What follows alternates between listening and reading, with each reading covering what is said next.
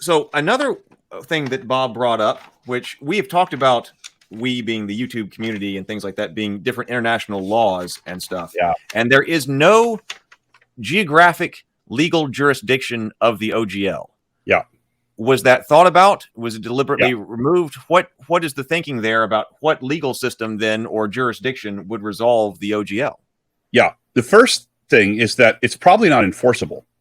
There are jurisdictions that will claim universal jurisdiction, whether you tell them you can or cannot. And so even if we had said that, it is possible that there would have been suits filed in places other than where we said it had to be adjudicated, because the law in that area allowed you to do that. The other thing is, and here we go back to the question of the trees in the forest. Maybe the people that were going to sue each other didn't live anywhere near Renton, Washington in the United States. Mm-hmm. Maybe it was a French publisher suing a German publisher, and they wanted to have that suit adjudicated in a European court. Would they have to fly to Renton and deal with the Ninth Circuit of the U.S. Court of Appeals and the law that applies to the United States for a controversy that was only applicable in the European Union? That doesn't make any sense. So the law knows how to deal with this. Like this is not something you have to write into a contract. You write it into a contract when you're trying to control the venue, but you don't have to. The law knows what to do. There's all kind of processes that determine where a case can be held. If Wizards was suing people, Wizards would sue them in Renton in the Ninth Circuit or in some other jurisdiction that Hasbro operated in that was favorable to it. And we would win. Like we would get the case heard there. Unless we were going up against some monster huge mega corporation, we'd win. We'd get the venue we wanted. So we didn't have to put it in the license. And everybody else could sue, if they had to sue, in a venue that was convenient to them. Unless they were suing us, in which case it would be the venue that we liked. So there was no need to put a venue in the contract. That's also very interesting, because I was thinking about it when I was watching that clip in the context of somebody in a legal battle with Wizards, or Wizards in a legal battle with somebody else. But yeah, it could be any arbitrary entities anywhere on the planet which are involved with one another. Mm-hmm. It's Wizards would not have to be a party in any lawsuit regarding the OGL at all. That's right. We tried to community proof it. Like we tried to make it generic. It's not a Wizards of the Coast license. It's not for licensing Wizards of the Coast stuff. Well, I think this has been extremely insightful. I hope the community has felt that way. Let me see if there's a couple of other super chats that have gone by to see what people are saying. Minecraft Dragodon version 2, $5. Thank you very much again for the next super chat. Thank you. Instant communication is counter information, and utility within the community seem to be extremely important. Instant communication to counter misinformation, and unity within the community seems to be extremely important. What further steps can be taken to help? Just keep talking to each other. Just stay active. Keep using that hashtag. Hashtag OGL. Like Wizards is paying attention. They are changing direction. They are hearing these voices. So keep talking. It is working. Pilgrim Media, $2. Thank you very much. Said, would WotC do that amount of litigation with 1.1? Who knows?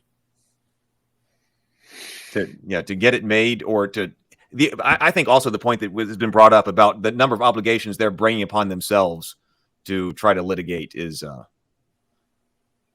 also a very interesting point of this. They think was it you on the other stream that was like, this is all pain. It seems to be all pain for everyone, like all everyone, pain. All pain.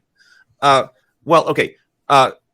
I'll start with Mark and then let Ryan conclude. Mark, do you want to give any final thoughts that you might have? I'm going to stay on the stream. I'm actually, when we conclude here, I'm going to take a quick break, and then I'm going to return to talk about Bob Tarantino's dissertation and the items that I thought about it, and that the community might be interested in after having been through the dissertation online. So we'll conclude with Mark and Ryan in just a few minutes here, and then I will take a quick break and then conclude with that topic. And I can also talk with people in the chat and answer questions and things like that for a little while, not 7 hours, but a little while longer. I will go a little while longer. But Mark, do you want to conclude here and concluding thoughts, but then also let everybody know what you're doing and where to find you? Yeah, absolutely. So first, thanks for having us on here, because this, I think, is so many questions and so much confusion right now that us having the time to talk about it is really important. So I think the main thing is I want to just say it's so nice to see the things that make gaming awesome coming through in this discussion, where people are following each other, backing each other, saying, hey, go out and buy this person's books in case they go away. I mean, it's just super cool to see all that. And I hope that we can keep doing positive things together despite the weirdness of all of this. In terms of the things that I'm doing right now, I really want to encourage people. I wouldn't be doing my job for the other people working on this. Check out coolnamerpg.com. That's where we're building that system. We announced Steve Long as our first consulting designer, and a bunch more are going to be coming in.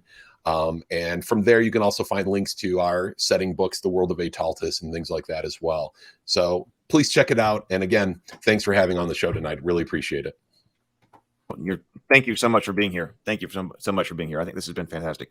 Ryan, do you want to conclude as well? Let everybody know, but also we did have a question that came by that I think was a good one that people, which is a light topic to end on, which is a good one. What games are you currently playing right now, or RPGs, or what kind of stuff are you related to? Are you having fun in with the tabletop game side of things? Are you playing any RPGs right now?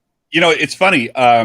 For totally unrelated reasons, over the Christmas break, I played Baldur's Gate 3, and I have been playing Wrath of the Righteous, the CRPGs, the computer RPG games. One, Baldur's Gate 3 is a 5th edition derived game, and Wrath of the Righteous is a Pathfinder derived game. So yeah, weirdly, recently I've spent dumb numbers of hours playing those two games. So I actually have kind of been playing a lot of role-playing lately. I'll be honest, I don't have a regular role-playing game group, and I have not played role-playing games regularly in a long time. I turned my life, hobby, and my passion into a business, and that changes your relationship to your hobby. You never kind of can go back.